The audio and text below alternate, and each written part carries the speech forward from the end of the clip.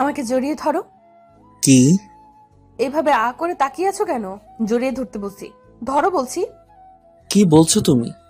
এটি নতুন কিছু না, প্রায়ই এরকম জড়িয়ে ধরতে বলে, কিস করতে বলে, চিৎকার করে ভালোবাসি বলতে বলে, তাও আবার অনেক মানুষের সামনে এগুলো করতে বলে। জড়িয়ে ধরতে বলছি কিন্তু। এই বাজারের মধ্যে? বাজার না, ওকে চলো। কোথায় যাব আবার? কোনো কথা বলবে না, একদম চুপ করে থাকবা। এই রিক্সা। ওহো, তুমি বাসায় যাবা? এই তোকে কথা বলতে বারণ করছি না? কি হলো আজ আবার? দেখা করতে বলে এভাবে ঝাড়তেছে? খুব রেগে আছে, যার জন্য তুই করে বলতেছে। কিন্তু রাগার কারণই তো বুঝলাম না। গার্লফ্রেন্ড থাকলেও সমস্যা, না থাকলেও সমস্যা, শুধু প্যারা দেয়। আর আমার গার্লফ্রেন্ড তো মাশাআল্লাহ আমাকে সর্বদা দৌড়ের উপর রাখে। সিনিয়র বলে শাসন করে, সিনিয়র বলে কিছু বলতেও পারি না। রিক্সায় ওঠো। আমাকে উঠতে বলল, কিছু না বলে উঠে বসলাম, কারণ যে পরিমাণ রেগে আছে। রিকশায় করে সোজা পার্কে আসলো। বিকাল টাইম, লোকজন একটু বেশি। পার্কের পুকুরের পাড়ে গিয়ে দাঁড়ানোর পর, নাও, এটা বাজার না, এখন জড়িয়ে ধরো। দেখছেন কেমন? বাজারে জড়িয়ে ধরিনি বলে পার্কে নিয়ে আসলো তাকে জড়িয়ে ধরার জন্য। কি হলো, কথা বলছো না কেন? কিছু না বলে আশেপাশে তাকালাম, অনেক মানুষ, কিন্তু এখানে সবাই প্রেমই করতেছে। ওই আশেপাশে তাকাচ্ছ কেন? জড়িয়ে ধরতে বলছি না? রেগে আমার কাছে তেড়ে আসলো। এই ধরছি তো, রাগ করো কেন? ওকে ধরো। এই আমার না লজ্জা করছে। তোর লজ্জার গুষ্টি কিলাই। ও আল্লাহ, আমারে বাঁচাও। ওই বাঁচাও মানে? তোকে কি মেরে ফেলছি? ভয় পাইছি তো। তোর আমি কি করে যে করব? তুমি আজ এমন করছো কেন? কি করেছি? এমন করছি কেন না? ওই বল, আমাদের রিলেশন কত বছরের? কেন 3 বছরের? ওই তুই এই 3 বছরে আমাকে একবারও জড়িয়ে বা স্পর্শ করেছিস? না, লজ্জা লাগে তো। তোর লজ্জা তোর কাছেই রাখ। বয়ফ্রেন্ড গার্লফ্রেন্ডকে কত আদর করে, আর আল্লাহ আমার কপালে এই বলদ পাঠিয়েছে যে কিনা 3 বছরের রিলেশনে আমাকে একবারও ছুঁয়েও দেখলো না। তুমি ভুল বলছো, আমি তোমাকে জড়িয়ে ধরেছি। কি জড়িয়ে ধরেছিস? কবে ধরেছিস বল? আমি তোমাকে স্বপ্নে জড়িয়ে ধরলাম, মনে নেই? আল্লাহ গো, এই হাবলার হাত থেকে বাঁচাও। তুমি কাকে আমার কপালে দিয়েছো? আসলে আমি অনেক বোকা, সকলে এটাই বলে। আর আমাদের এই 3 বছরের রিলেশনে আমি একবারও ঈশাকে ছুঁইনি। কি করব বলেন? লজ্জা করে আমার। এর জন্য প্রত্যেক দিন ঈশা আমাকে বকে, আমার উপর অনেক রাগ করে। কপাল চাপড়াচ্ছ কেন? ব্যথা পাবে তো। ওই আবাল, তুই আমাকে আজ জড়িয়ে ধরবি কিনা তাই বল। ছি, বয়ফ্রেন্ডকে কেউ এগুলো বলে? ওই তুই ধরবি কিনা তাই বল। ধরবো ধরবো। ধর। একটা শর্ত আছে। কি শর্ত? তোমার চোখ বন্ধ করতে হবে। কেন চোখ বন্ধ করব কেন? কারণ তোমার চোখের দিকে তাকালে আমার লজ্জা করে। ও বুঝছি, আমি চোখ বন্ধ করব আর তুই পালাবি? আরে না, পলাবো কেন? আমি তা করতে পারি। তাই না? এর আগে কয়বার আমি চোখ বন্ধ করে পালিয়েছিস? 3বার। লজ্জা করে না আবার বলিস 3বার? লজ্জা করবে কেন? সত্য বলতে। আমি চোখ বন্ধ করব না, তুই পালাবি। সত্যি পলাবো না। সত্যি তো? দিন সত্য। হুম, এই যে চোখ বন্ধ করলাম, এখন জড়িয়ে ধরো। কিছুক্ষণ পর। কি হলো, ধরো। ধরছি তো, চুপ করো তুমি। আর কতক্ষণ চোখ বন্ধ করে রাখবো? ধরো বলছি। আরে বাবা, ধরছি ধরছি। আরো কিছুক্ষণ পর, খ্যাক খ্যাক ঠাস। এই কি হলো, পড়ে গেলে কিভাবে? অজ্ঞান হয়ে গেছি। কি হলো তোমার? তারপর আমাকে রেখে পুকুর থেকে হাতে করে পানি নিয়ে এসে আমার মুখে মেরে জ্ঞান ফিরালো। আমি কোথায়? তুমি আমার কোলে। কি হয়েছিল তোমার? কি হয়েছিল আমার? তুমি অজ্ঞান হলে কিভাবে? আসলে আমি যখন তোমাকে জড়িয়ে ধরতে যাব, তখন তোমার চুলের সুগন্ধে আমার নাকে আছে। গন্ধটি ভালো লাগায় আমি আরো গন্ধ নিতে থাকি, কিন্তু হঠাৎ মাথা ঘোরা শুরু করে আর আমি পড়ে যাই। তারপর আর আমার মনে নাই। আচ্ছা, তুমি কি শ্যাম্পু নাও? এত সুন্দর সুগন্ধ হয়। তুই একটা গাধা। তোকে ভালোবেসে আমি ভুল করেছি। তুই আজ থেকে আমাকে ফোন দিবি না, তোর সাথে ব্রেকআপ। এই না শোনা, আমি তোমার সাথে কথা না বলে থাকতে পারবো না। পারিসই তো শুধু কথা বলতে, আর কি পারিস? তোর মতো বলদকে আমি ভালোবাসতে পারবো না। থাক তুই, আমি গেলাম। যেও না শোনা। ওই পিছু পিছু আসছিস কেন? একদম পিছু পিছু আসবি না।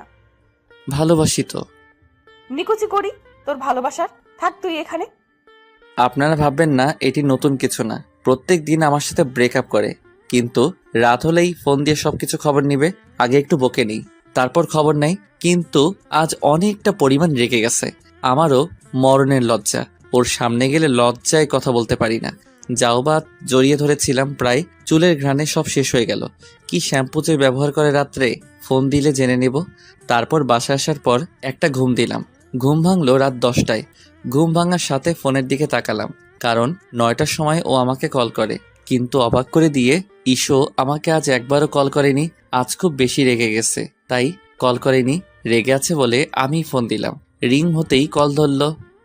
হ্যালো সোনা। ওই তোর সোনা কে? কে আবার? তুমি? আমার ময়না। ওই আমি কারো সোনা ময়না না। আর তোকে আমি কল দিতে বারণ করছিলাম না? কি করব, কথা না বলে থাকতে পারছি না তো। ওই তুই ফোন রাখবি? তোর সাথে আমার কোনো কথা নেই, ব্রেকআপ করছি না? এই ব্রেকআপ আমি মানি না। তোকে মানতে হবে। আমাকে যদি আবার কল দিছিস তাহলে তোকে আমি খেয়ে ফেলবো। এই বলে কল কেটে দিল। আবার কল দিলাম, ধরলো না। আবার ট্রাই করলাম, এখন বন্ধ বলছে। ফোন বন্ধ করে রেখে দিছে।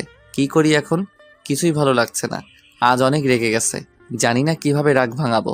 যাই হোক, কালকে কলেজ থেকে দেখা যাবে। আমার থেকে 1 বছরের সিনিয়র, আর আমি জুনিয়র। ঈশা অনার্স 3য় বর্ষ, আর আমি 2য় বর্ষ। ওর সাথে আমার সম্পর্ক হয় আমি যখন ইন্টার ফার্স্ট ইয়ারে পড়ি, আর ও সেকেন্ড ইয়ারে পড়ে।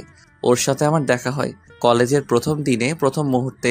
আর তারপর ওর সাথে আমার সম্পর্ক হয় অনেক ঘটনা ঘটার পর, ওর হাতে অনেক মার খাওয়ার পর, আর অনেক অপমান সহ্য করার পর। 3 বছর আগের কথা। সেদিন ছিল আমার কলেজ জীবনের প্রথম দিন। কলেজের সীমানায় পা রাখতেই আই ছেলে। একটি মেয়ে, এটিই ছিল ঈশা। কাকে ডাকছে আমি বুঝতে না পেরে আশেপাশে তাকালাম। আশেপাশে মেয়ে ছাড়া কোনো ছেলেকে দেখলাম না। আশেপাশে কি দেখিস? আমি তোকেই ডাকছি। বলে রাখা ভালো, আমি আসলে মেয়েদের অনেক ভয় পেতাম। ভয় পাওয়ার কারণ আছে। ছোটবেলায় আমার বাল্যকালের বন্ধু রাসেল অনেক মার খেয়েছিল একটি মেয়ের জন্য। যখন আমরা ক্লাস 2য় শ্রেণীতে পড়ি, তখন আমি আর রাসেল একদিন স্কুলে গণিত ক্লাসে একসাথে বসেছিলাম। রাসেল একটু দুষ্টু ছিল, শালা মেয়ে দেখলে চোখ মারতো।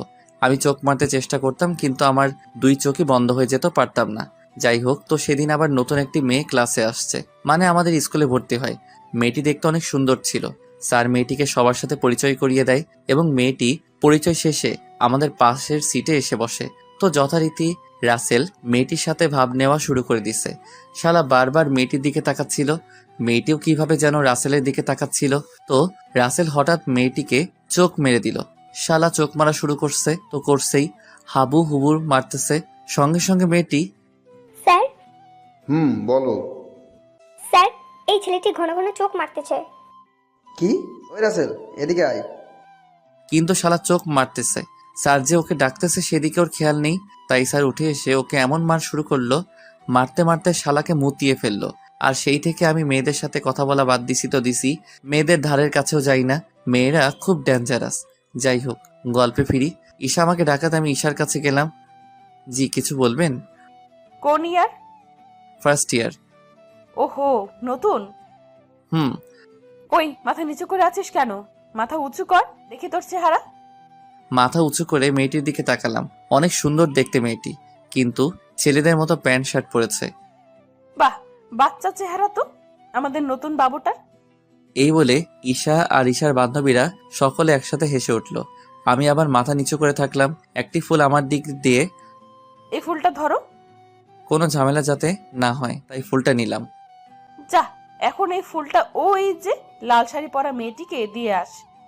এখন আপনারাই বলেন, যে ছেলে মেয়েদের সাথে কথা বলতেই ভয় পায়, আর সে কিনা মেয়েদেরকে ফুল দিবে। আপু, আমি এটি করতে পারবো না। ওই কি বললি তুই? ভয়েতে আমার মুখ দিয়ে কথাই বের হলো না। সিনিয়রদের কথা তুই মানবি না? তোকে তো আজ আস্ত খেয়ে ফেলবো। আমি তো ভয়তে কাঁপতে শুরু করেছি। দেখো ছেলে, তুমি যদি ওর কথা না শুনো, ও তোমাকে ছাড়বে না। তাই যা বলছে তাই করো। বন্ধু, ছেলেটা খুব ভয় পেয়েছে। বন্ধু, ছেলেটা ভয়ে কাঁপতে শুরু করে দিয়েছিল। খুব মজা হলো আজ। মজা তো কেবল শুরু। মানে? মানে লাল শাড়ি পরা মেয়েটি আর কেউ না, স্বর্ণা ম্যাডাম। কি বলিস? তাহলে ছেলেটির কপালে আছে দুঃখ আছে। ঠিক বলেছিস। স্বর্ণা ম্যাডাম যে রাগী। চল মজা নেই আড়ালে গিয়ে। ছেলেটা দেখা গেল ভয়টা আমাদেরকে দেখিয়ে দিল। তারপর সকলে আড়ালে চলে গেল। এদিকে আমি ম্যাডামের পিছনে গিয়ে ফুল হাতে করে দাঁড়িয়ে আছি। ভয়ে কিছু বলতে পারছি না। 2 মিনিট দাঁড়িয়েই আছি, কিছুই বলতে পারছি না। হঠাৎ ম্যাডাম পিছনে করলো। এই ছেলে, পেছনে এসে দাঁড়িয়ে আছো কেন? না মানে আপু, এই ফুলটা আপনার জন্য। আপু আর ফুল আমার মানে? আপনার জন্য ফুলটা। ফুলটা আমার জন্য কেন? মেয়েগুলোকে দেখানোর জন্য পিছনে তাকালাম, কিন্তু কাউকে পেলাম না। বিপদে পড়লাম। ফুল দিছি কেন সেটি না বলতে পারলে তো কপালে আমার শনি আছে। হে আল্লাহ, প্রথম দিনেই কি বিপদে ফেললে। কি হলো বলো, ফুল দিলে কেন? আমি কোনো উপায় না পেয়ে একটি পথ বেছে নিলাম। আমি শুনছি মেয়েদের প্রশংসা করলে মেয়েরা কিছু বলে না, তাই আসলে লাল শাড়িতে আপনাকে দেখতে অনেক সুন্দর লাগতেছিল। গায়ে লাল শাড়ি, হাতে লাল গোলাপ থাকলে আরো সুন্দর লাগবে, তাই দিলাম। তাই বুঝি। আপু। প্রথম বর্ষ তুমি না? আপনি কিভাবে জানলেন? জানি। এই প্রথম দিন আসলে কলেজে, হুম প্রথম দিন কলেজে সেই মেয়ে পটানোর চেষ্টা শুরু করে দিছো না? এই ম্যাডাম এত কি কথা বলতেছে ছেলেটার সাথে? সব বলে দিচ্ছে মনে হয় ছেলেটি। বলে দিলে তো আমাদের আজ রক্ষা নেই। ওই চুপ করবি, দেখতে থাক। না আপু, আপনি ভুল বুঝছেন আমাকে। আমি ওরকম ছেলে না। আপনাকে অনেক অনেক সুন্দর লাগছিল বলে ফুলটা দিলাম। তাই? তাহলে এত ভয় পেয়ে আছো কেন? কই, ভয় পেয়ে নেই তো। তাই বুঝি। তুমি জানো আমি কে? না, জানি না। কে আপনি? আমি এই কলেজের শিক্ষক, স্বর্ণা ম্যাডাম। কি? আমি আজ শেষ। ম্যাডামকে ফুল দিছি। ম্যাডাম আমাকে মাফ করে দেন, আমি বুঝতে পারিনি। এই ছেলে, তুমি কান্না করছো কেন? আমাকে ক্ষমা করে দেন ম্যাডাম, আমি বুঝতে পারিনি। এই ছেলে, আমি কি তোমাকে কিছু বলছি? কান্না থামাও বলছি। ম্যাডাম ধমক দিল, সাথে সাথে চুপ হয়ে গেলাম। এখন বলো, এগুলো তোমাকে কে করতে বলেছে? ম্যাডাম আপনি বুঝলেন কিভাবে এটা আমাকে কেউ করতে বলেছে? আমি প্রথমেই বুঝতে পেরেছি, এখন বলো তো। পরে বলবো নি ম্যাডাম। কেন? ম্যাডাম যদি আবার আমার সাথে এমন করে তারা তখন বলবো নি। আচ্ছা যাও, এখন ক্লাসে যাও। হুম কি হলো, যাচ্ছ না কেন? কিছু বলবে? ম্যাডাম। তাহলে বলো। ম্যাডাম এই শাড়িতে আপনাকে সত্যি অনেক সুন্দর লাগতেছে বলে দৌড়ে চলে আসলো। কিছু দূর আসার পর পিছনে তাকিয়ে দেখি ম্যাডাম হাসতেছে আর বলতেছে, দুষ্টু ছেলে। তারপর সোজা ক্লাসে চলে আসতে লাগলাম। কিন্তু আমি তো নতুন, কিছু চিনি না। কোনটা ফার্স্ট ইয়ারের ক্লাস কে জানে। জানার জন্য একটি মেয়েকে জিজ্ঞাসা করলাম, আপু ফার্স্ট ইয়ারের ক্লাস কোনটা? দ্বিতীয় তলায়। কি হয়েছে রে রেশমি? কোথা থেকে যেন সেই গুন্ডি মেয়েটি হাজির। সেই মেয়েটিকে বলতে দিল না। ছেলেটিকে ফার্স্ট ইয়ারের ক্লাস দেখিয়ে দিচ্ছিলাম। তাই? এই ছেলে, তুমি ফার্স্ট ইয়ারের ক্লাস চেনো না? নাকি চেনেও না চেনার ভান করে মেয়েদের সাথে কথা বলার চেষ্টা করছো? না, সত্যি বলছি আমি চিনি না। তাই? ভালো। এখন বলো তো, তুমি ম্যাডামের সাথে এত কি কথা বললে? ম্যাডামকে সব বলে দিছো নাকি? সত্যি বলছি আপু, আমি কিছু বলিনি। সত্যি বলছিস তো? সত্যি। বুঝলাম। আপু ফার্স্ট ইয়ারের ক্লাসটা? দ্বিতীয় তলায়, 4 নম্বর রুম। যা। ধন্যবাদ আপু। ওনাকে ধন্যবাদ দিয়ে চলে আসলাম। 4 নম্বর রুমে গিয়ে, স্যার আসতে পারি? আসো। আমি আর কিছু না বলে সিটে বসতে যাচ্ছিলাম। এই ছেলে, তোমাকে তো এর আগে কোনোদিন আমার ক্লাসে দেখিনি। স্যার আজ আমার কলেজ জীবনের প্রথম দিন। প্রথম দিন মানে? জি স্যার, প্রথম দিন। এই, তুমি কোন year? Sir first year. First year বলতে সকলে হো হো হো করে হেসে উঠল। এই বেয়াদব, এটি ফার্স্ট ইয়ারের ক্লাস। স্যারের ধমককে চুপ হয়ে গেলাম। ক্লাসে ঢোকার আগে উপরে কি লেখা ছিল দেখোনি? যাও, বাইরে যাও। স্যারের ধমককে বাইরে এসে দেখি আমাকে ওই শয়তান মেয়েটি অনার্স প্রথম বর্ষের রুমের কথা বলছে। ছি ছি ছি, কি লজ্জা। এই ছেলে, দাঁড়িয়ে আছো কেন? যাও নিচতলায়, কোনার দিকের ক্লাসে যাও। স্যারের বকা খেয়ে চলে আসলাম। কত বড় বাজে মেয়ে! কেন যে আজ ওই মেয়েটির সাথে দেখা হয়েছিল। দূর, লজ্জা শরম সব শেষ। ফার্স্ট ইয়ারের রুমের সামনে এসে ভিতরে দেখি ম্যাডাম। ম্যাডাম আসতে পারি? ম্যাডাম আমার দিকে তাকালো। আর এ তো স্বর্ণা ম্যাডাম। এই যে দুষ্টু ছেলে, এতক্ষণ কোথায় ছিলে? ম্যাডাম কলেজটা ঘুরে দেখলাম। মিথ্যা বললাম, সত্য বলে লজ্জা শরম আবার যেত। তাই? যাও গিয়ে বসো। তারপর একটি ছেলের পিছনে গিয়ে বসলাম। ছেলেটির সাথে বন্ধুত্ব করে নিলাম। একটু পর ম্যাডাম আমাকে ডাকলো। এই দুষ্টু ছেলে, আমার কাছে আসো। উফ ম্যাডাম, আমার নাম ছাড়া দুষ্টু বলে কেন? ম্যাডামের কাছে যাওয়ার পর, কি দুষ্টু বলি বলে কি রাগ হচ্ছ? না ম্যাডাম, রাখবো কেন? আমার তো ভালোই লাগে। তাই বুঝি? রাগ হলেও আমি দুষ্টু বলেই ডাকবো। আচ্ছা ম্যাডাম, ডাকবেন। তো বলো, কোন ক্লাসে ঢুকে গিয়েছিলে যার জন্য দেরি হলো? আমি শুধু হা করে ম্যাডামের দিকে তাকিয়ে আছি। কি হলো, হা করে তাকিয়ে আছো কেন? এই বলে ম্যাডাম হেসে উঠল। ম্যাডাম, আপনি সবকিছু জানেন কিভাবে? তা তো বলবো না, যাও সিটে যাও। এরপর অনেক মজা করলাম। প্রথম দিন ক্লাসে স্বর্ণা ম্যাডামের সাথে আমার খুব ভালো সম্পর্ক হয়ে গেছে। ম্যাডাম শুধু আমার দিকে তাকিয়ে তাকিয়ে হাসে। আমি কি জোকার? ম্যাডাম এত হাসে। যাই হোক, ম্যাডামের সাথে ভালো মিল হলেও ওই শয়তান মেয়েটি আমার পিছু ছাড়েনি। সিনিয়র বলে কিছু বলতেও পারি না, আর কারোর সাথে এমন করে না, শুধু আমার সাথে করে। বোকা তো, তাই মজা পাই বেশি। প্রত্যেকটা দিন আমাকে অপমান করাই ছিল ঈশার প্রধান কাজ। তো একদিন আমি যখন ক্যাম্পাসে ঢুকতেছিলাম, বন্ধু দেখ, আজকে বলদটাকে অনেক কিউট লাগতেছে। ঈশা, কি সুন্দর লাগছে। মনে হচ্ছে বলদটাকে ধরে শুধু কেস করি। দাঁড়া, ওর পার্ট নেওয়াচ্ছি। এই বলে ঈশা একটু আড়ালে দাঁড়িয়ে থাকলো। আমি ক্যাম্পাসের মধ্যে ঈশার সামনে দিয়ে যাওয়ার সময় ঠাস ঠাস করে পড়ে গেলাম। ঈশার ল্যাং দিছে বলে বর সামলাতে না পেরে আমার মাথাটি ফ্লোরের উপর থাকা একটি ইটের উপর পড়লো। ইটটির উপর পড়ার কারণে আমার মাথা ফেটে রক্ত বের হতে থাকে। আর এদিকে আমার পিছনে ঈশা এবং ঈশার বান্ধবীরা দাঁড়িয়ে হাসতেছে।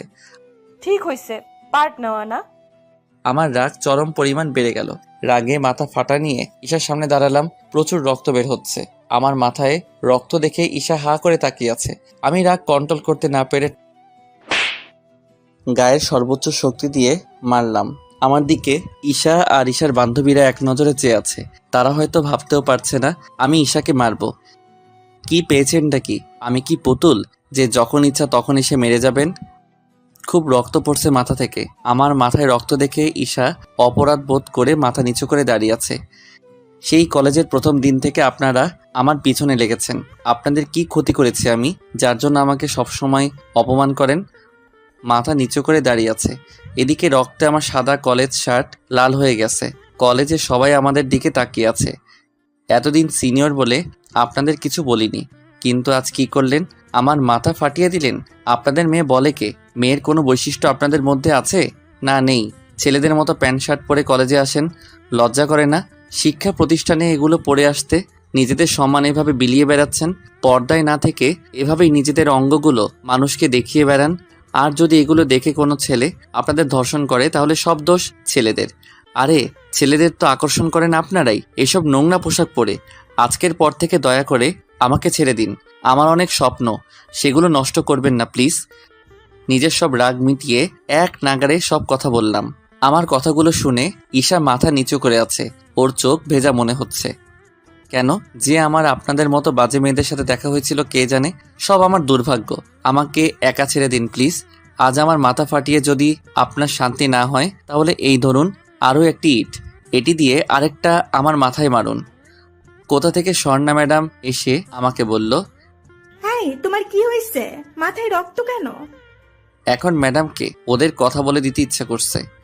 কি হলো বলো, কে করলো তোমার এই অবস্থা? না ম্যাডাম, কেউ না, পড়ে গিয়ে মাথা কেটে গেছে। মাথা কেটে গেছে, রক্ত শরীর ভেসে গেছে, আর তুমি এখানে দাঁড়িয়ে আছো? চলো আমার সাথে। ম্যাডাম আমাকে লাইব্রেরিতে নিয়ে গেল। আমি সিনিয়র আপুদের রাগের মাথায় অনেক কিছু বলে ফেলেছি। ঈশা তো কান্না কান্না ভাব করেই ফেলছিল। দূর, এখন আমাকে তারা ছাড়বে না। এখন তো শুধু আমার মাথা ফাটাইছে, না জানি পরে কি করবে। দূর, কি যে করি আমি। আর তাছাড়া এত সাহস আমার হলো কিভাবে? মেয়েদের সাথে এভাবে কথা বললাম কিভাবে? যাই হোক, এরপর থেকে সাবধানে থাকতে হবে। ম্যাডাম আমাকে ব্যান্ডেজ করে দিল মাথায়। তারপর ম্যাডামের সাথে করে লাইব্রেরি থেকে বের হলাম। লাইব্রেরি থেকে বের হতেই দেখি ঈশা ও তার বান্ধবীরা দাঁড়িয়ে আছে লাইব্রেরির সামনে। কি ব্যাপার, তোমরা এখানে কেন? না মানে ম্যাডাম, আলাউদ্দিনকে দেখতে আসলাম। ওহো, ভয় পাওয়ার কিছু নেই, ও এখন ভালো আছে। আমি তো ভয়ে মাথা নিচু করে আছি। কত কথা বলেছি ঈশাকে আর তার বান্ধবীদের, তাও আবার পুরো কলেজের সামনে। না জানি ওরা আমাকে কি করে। যাক, ভালো হলেই ভালো। তোমরা জানো এটি একটি গাধা। এটি এমন গাধা যে একা একা পড়ে গিয়ে মাথা ফাটিয়ে ফেলে। ম্যাডাম কিছুটা রেগে আমার দিকে তাকিয়ে বলল। ঈশা মাথা নিচু করে দাঁড়িয়ে আছে। ম্যাডাম, গাধা না কিন্তু। না, তুমি তো গাধা না, আসছে আমার বীর পুরুষ। ম্যাডাম, কি লজ্জা লাগতেছে নাকি বড় আপুদের সামনে এগুলো বলতেছি বলে? ম্যাডাম আমি কিন্তু চলে যাব এখন। আসলে লজ্জা লাগতেছিল। না, তুমি একা যেতে পারবে না, কাউকে তোমার সাথে পাঠাতে হবে। না ম্যাডাম আমি একাই যেতে পারবো। ওই চুপ, ঠিক মতো হাঁটতে পারে না আবার একা বাড়ি যাবে। এই, তোমাদের মধ্যে কেউ ওকে বাসায় দিয়ে আসতে পারবা? এই রে, এদের সাথে গেলে তো আমি শেষ। ম্যাডাম আমি দিয়ে আসতে পারবো। ওহো, তাহলে তো ভালো। না কিসের ভালো, আমি ওনার সাথে যাব না। কেন যাবে না? ঈশা আমার দিকে তাকিয়ে আছে এমনি, আর আমি যেতে পারবো না, আমি তো তোমাকে একা ছাড়বো না। আর বড় আপুরা তোমাকে এগিয়ে দিতে চাইলো, তুমি গেলে না কেন? এমনি ম্যাডাম গেলাম না। আর আপনার যদি আমার জন্য এত মায়া থাকতো তাহলে অন্যকে না নিজে গিয়ে আমাকে রেখে আসতেন। তাই না? পাকা পাকা কথা শিখেছো দুষ্টু ছেলে। সত্য বলছি তো। ওকে চলো, তোমাকে আমি রেখে আসতেছি পাজি। এই বলে আমি আর ম্যাডাম চলে আসলাম। চলে আসার সময় ঈশার দিকে তাকালাম। ঈশা দেখি কাঁদো কাঁদো চোখে আমার দিকে তাকিয়ে আছে, কিন্তু আমি বুঝলাম না ঈশা কাঁদো কাঁদো চোখে তাকিয়ে আছে কেন। ঈশার তো রাগার কথা, যে কথাগুলো বলছি আমি, তারপরও না রেগে এমন করছে কেন? যা ইচ্ছা করুক, আমার কি। ম্যাডাম আমাকে বাসায় রেখে আসার 2 দিন হয়ে গেল। কলেজে যাই না, ভালো লাগে না যেতে। তার মধ্যে আবার ভয়ও করে যদি আমাকে আবার মারে ঈশা। যাই হোক, 4 দিন পর কলেজে যাওয়ার জন্য বাসা থেকে বের হলাম। কলেজের ভিতর খুব ভয়ে ভয়ে ঢুকলাম, কিন্তু যেখানে ঈশা ও তার বান্ধবীরা বসে গল্প করত সেখানে তাদের কাউকে দেখলাম না। যাক বাঁচলাম, শান্তিতে আজ কলেজ করতে পারবো। এইভাবে আগে ম্যাডামের সাথে দেখা করে আসলাম। ম্যাডাম তো অনেক কথাই বলল, এতদিন কেন আসলাম না ইত্যাদি ইত্যাদি। আমি ম্যাডামের উপদেশ শুনে কলেজের মাঠে এসে বসে রইলাম। সাথে আমার কিছু বন্ধু ছিল। তার কিছুক্ষণ পর কোথা থেকে একটি মেয়ে আসলো। কে মেয়েটি চিনতে পারলাম না, কারণ মেয়েটি সম্পূর্ণ পর্দায় ছিল, কালো বোরকা পরা ছিল। কে আপনি? তোমরা সকলে যাও, আমার আলাউদ্দিনের সাথে কথা আছে। এই রে, এ তো ঈশার কণ্ঠ। বন্ধু থাকো। এই বলে হারামিগুলো চলে গেল। ওরা চলে যাওয়ার পর ঈশা হঠাৎ আমার পাশে এসে বসলো। আমি সরে বসতে যাব ঠিক তখন একটুও যদি সরো তাহলে তোমার খবর আছে। এমনিতেই 4 দিনের রাগ আছে। 4 দিন আসেনি তার রাগ হতে পারে। আমি তো ভয়তে প্রচুর ঘামতেছি, জানি না এখন আমার সাথে কি করে। আমাকে ক্ষমা করে দাও। ঈশার কথা শুনে আমি ওর দিকে হা করে তাকিয়ে আছি। কি হলো, এভাবে তাকিয়ে আছো কেন? আপনি আমার কাছে ক্ষমা চাচ্ছেন?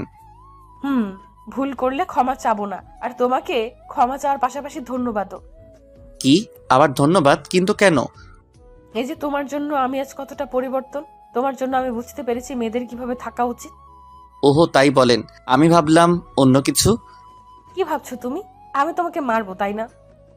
তুমি জানলে কিভাবে? আরে পাগল, যাকে ভালোবাসি তাকে মারি কিভাবে? আমি বোকার মতো হা করে তাকিয়ে আছি। কি হলো? কি বললেন আপনি? তোমাকে ভালোবেসে ফেলেছি। কি বলেন আপনি? আমি আপনার থেকে জুনিয়র। তাই কি হয়েছে? ভালোবাসি তোকে আমি।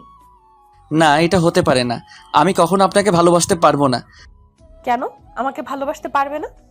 জানি না কেন, তবে আপনার প্রতি আমার তেমন কোনো ফিলিংস নেই। আপনি পরিবর্তন হয়েছেন, এটাই অনেক। মেয়েদের বৈশিষ্ট্য নিজের মধ্যে ফিরিয়ে এনেছেন, এটা সর্বদা ধরে রাখবেন। যার জন্য পরিবর্তন হলাম তাকে না পেলে পরিবর্তন হয়ে কি হবে? না, আপনি নিজের জন্য পরিবর্তন হবেন, ভালো থাকবেন, ঈমান নষ্ট করবেন না। আর আমি আপনাকে ভালোবাসতে পারবো না। প্লিজ আমাকে একবার ভালোবাসো। আমাকে মাফ করবেন, সরি। এই বলে আমি সেখান থেকে চলে আসলাম। আমাকে ঈশা ভালোবাসলো কেন জানি না, কিন্তু আমি ঈশাকে ভালোবাসতে পারবো না, কারণ ওর প্রতি আমার কোনো ফিলিংস নেই। ফিলিংস না থাকা সত্ত্বেও ঈশার জন্য আমি ওকে ভালোবাসতে বাধ্য হই। এত ভয়ঙ্কর হতে পারে ঈশা? আমার ভালোবাসা পাওয়ার জন্য আমি ভাবতেও পারছি না। পরের দিন কলেজে গিয়ে দেখি কলেজের ছাত্রী নিবাসের সামনে সকল শিক্ষার্থীরা দাঁড়িয়ে আছে। কৌতূহল নিয়ে আমি সেখানে গেলাম। গিয়ে যা দেখলাম তাতে আমার চোখ কপালে। ঈশার বিল্ডিং এর ছাদে দাঁড়িয়ে আছে আর সকলে উপরের দিকে তাকিয়ে না না না না বলতেছে। আমি ওখানে দাঁড়াতেই, ভাইয়া আপনি এসেছেন, প্লিজ ভাইয়া আপনি ঈশা আপুকে বাঁচান। বাঁচাবো মানে? আপনি তো ঈশা আপুকে বাঁচাতে পারবেন। কিন্তু কিভাবে? ওই মিয়া দেখতেছেন না আপনার জন্য ছাদ থেকে লাফিয়ে মরতে যাচ্ছে?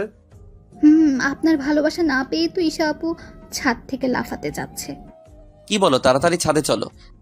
ছাদে গিয়ে লাভ নেই, ঈশা আপু ছাদের দরজা আটকে দিয়েছে। এখন আমি কি করব? কি করবেন মানে? আপনার জন্য আপু মরতে যাচ্ছে, ভালোবাসি বললেই তো আর মরে না। কিন্তু আমি তো গুন্ডিটাকে ভালোবাসি না। ভাইয়া প্লিজ। উফ কি জ্বালায় পড়লাম, কোন ভাগ্যে যে এই মেয়ের সাথে দেখা হয়েছিল।